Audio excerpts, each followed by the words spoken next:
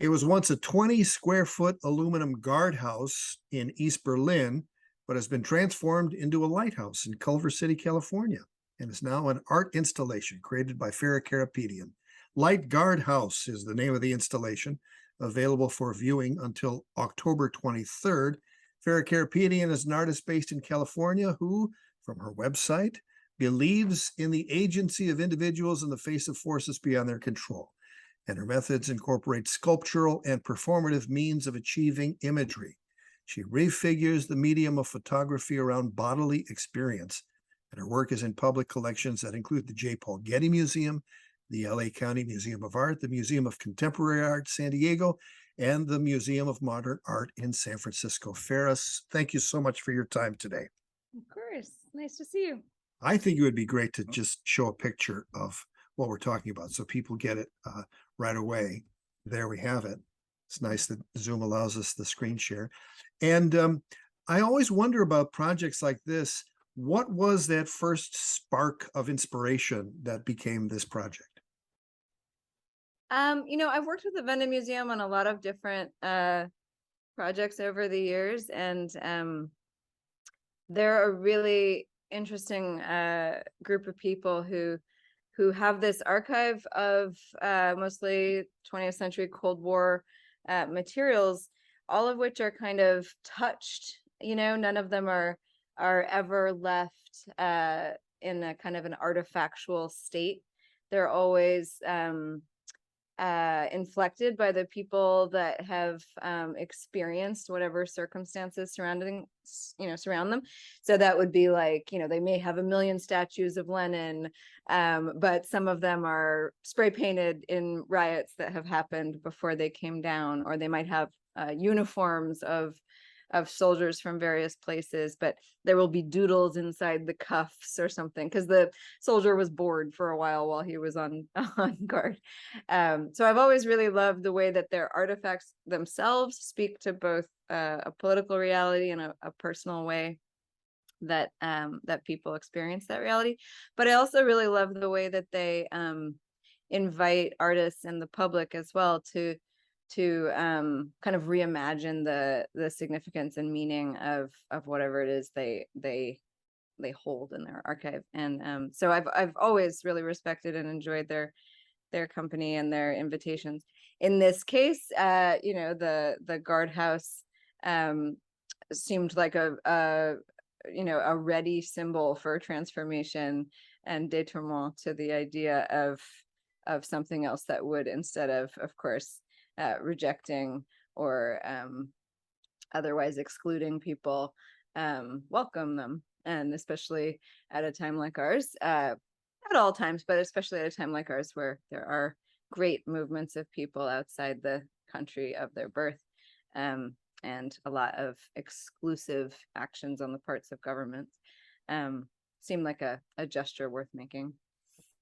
There's a giant Lenin statue in the Fremont neighborhood in Seattle. Are you aware of that? No, I don't know it. And this neighborhood has had a kind of a smart ass vibe for 40 years. They call themselves the center of the universe. And every December, I don't know if they've done it lately, but they have a ceremonial lighting of the Lenin as if it were a Christmas tree or something like that. So yeah, the Lenin statues have gotten around. Some of them have. Yeah.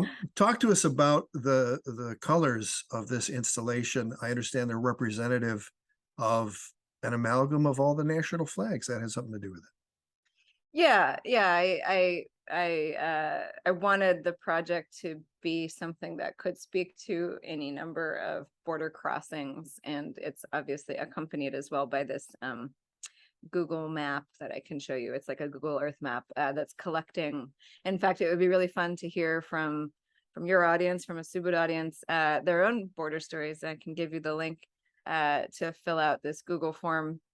It's anonymous, but basically I'm asking people to tell me their experiences of crossing borders all over the world and then kind of putting it on this map, because we have a tendency, like in California, for example, to focus on this one border and to imagine it, abbreviate it really to an experience only of Central Americans versus North Americans.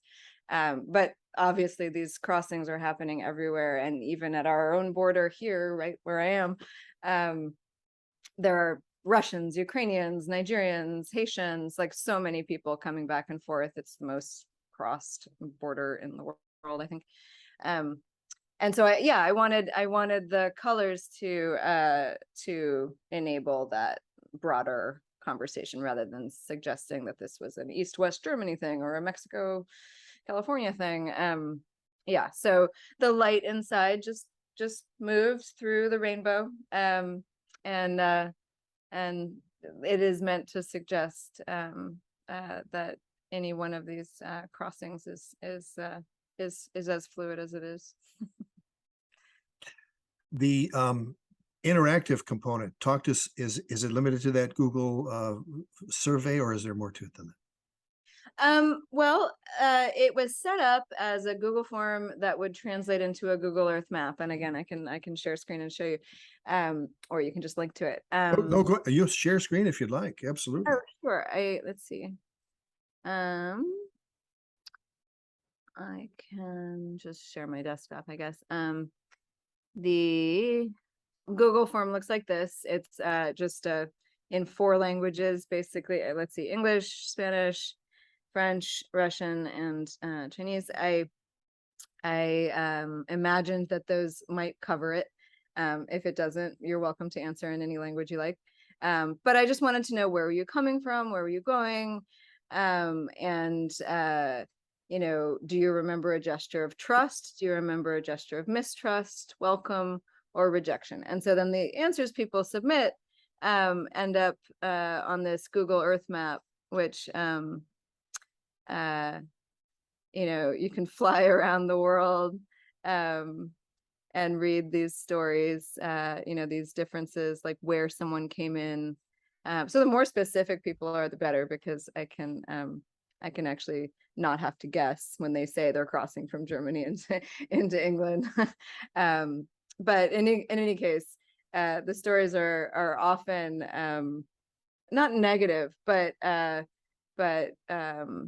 challenging, right? And so it kind of reveals this fact that, you know, borders themselves are a violent idea, that anywhere, regardless of who you are, race, ethnicity, gender, these are places where you are tested. And maybe we have to have that. You know, there are arguments to be made for strict borders, I'm sure, but looking at the mass of these stories, you kind of get the feeling that maybe it doesn't quite have to be this way. Maybe there is another way to handle these kinds of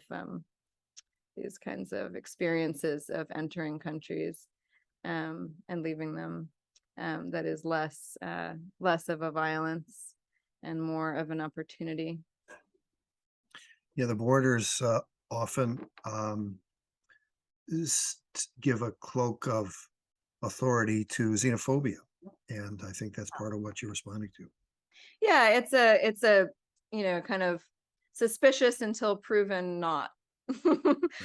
You know, kind of attitude. So I mean, I have my own stories, which I haven't even put on the map, where, you know, even as a young woman, like 19 or something, on a weekend trip with an 8x10 camera to Bermuda, they thought I was a drug smuggler. They x-rayed me, you know, like all kinds of things have happened to me in my travels. And yeah, it just really doesn't have to be that way.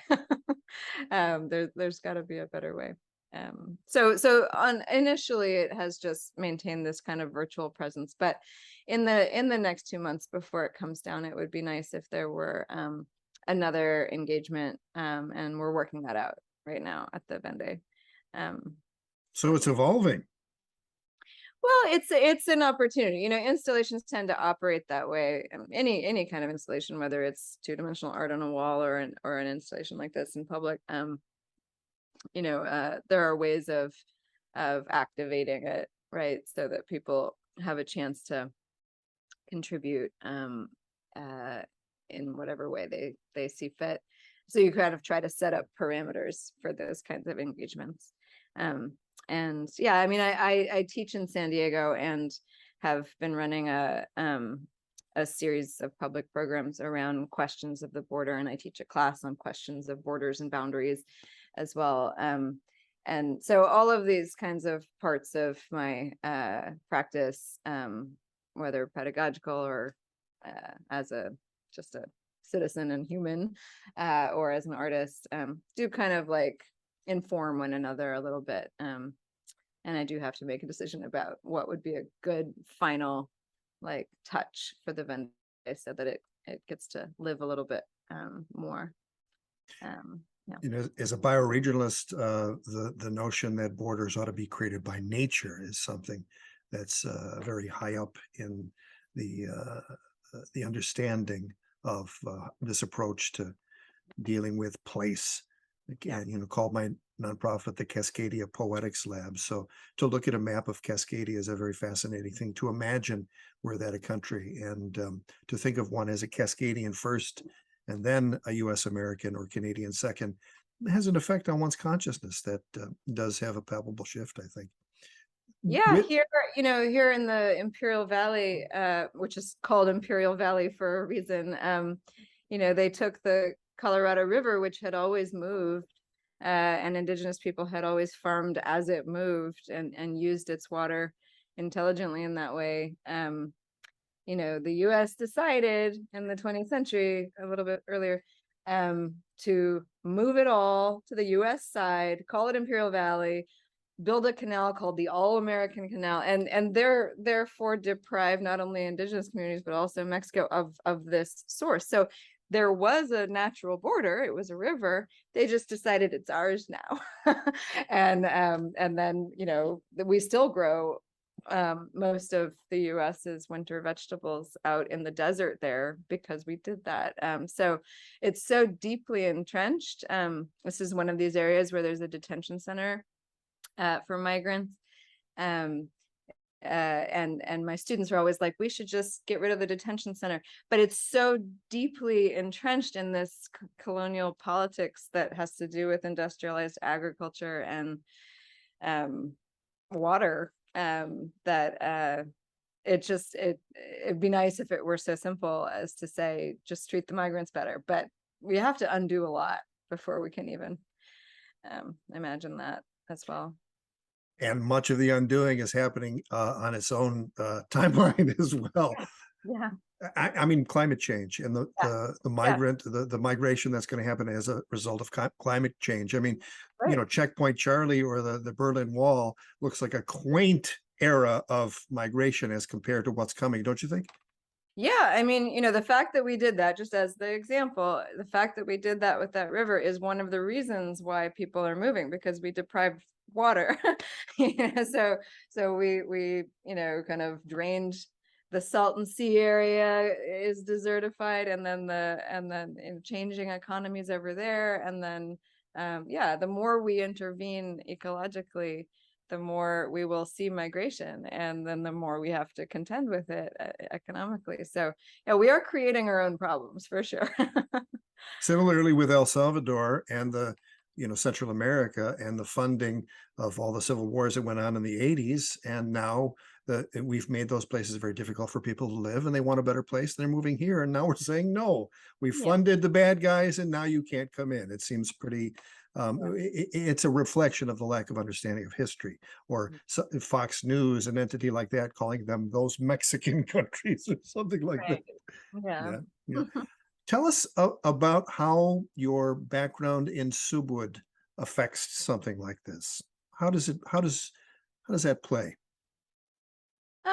You know, I think when I go and deal with a new kind of set of questions around a narrative, it's important to be really open to um, whatever is available to receive. And so I think you know, I'm not out there actively doing Latihan or something like that, but I'm sure that you know, kind of being raised in an environment culturally and spiritually, where that question of reception is kind of foundational. I'm sure that has influenced the way that I approach new communities and their stories. Also, my family being multi-ethnic and multi-religious has enabled me to be a little bit more flexible with the different kinds of communities I encounter around the world. And that's not necessarily a Subud thing, but it's definitely a part of it. I was just in Uzbekistan for a month, working with people on their stories about cotton, kind of similar to the Imperial Valley situation ecologically.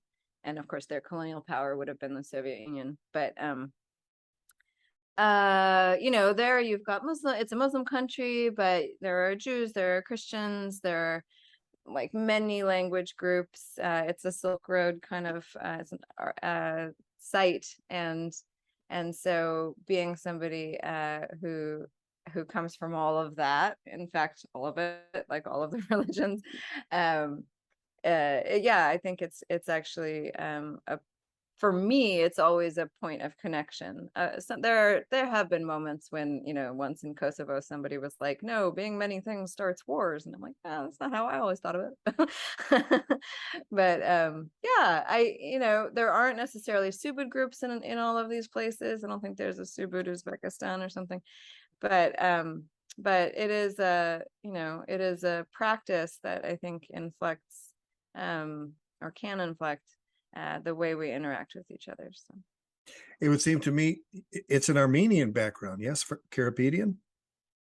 I'm Armenian, Italian, Russian, Jewish, and Irish. So my father was raised Catholic, although his father was Orthodox Christian. My mom was raised Protestant, although her dad was Jewish, from Kiev. And then post Subud, they also practiced Islam. So we grew up, occasionally practicing all of them. And sometimes Ramadan would fall on Christmas, and and then in college I got a little bit more into the Jewish part of my family because there was more access on the East Coast to real practice. I don't practice any of them religiously, but I am aware of prayer in all three religions of the book, and can participate. Yeah. It's a beautiful installation, and I'm grateful to have your time today. Maybe you could drop the link in the chat, and I can put it on the post. And it's so beautiful to see how successful you are, and that you have a Subud background. It really is. It's validating, and I'm really grateful that you're out there doing what you do. And I wish you continued success. You too. Thanks a lot. Thanks, Farrah. Bye.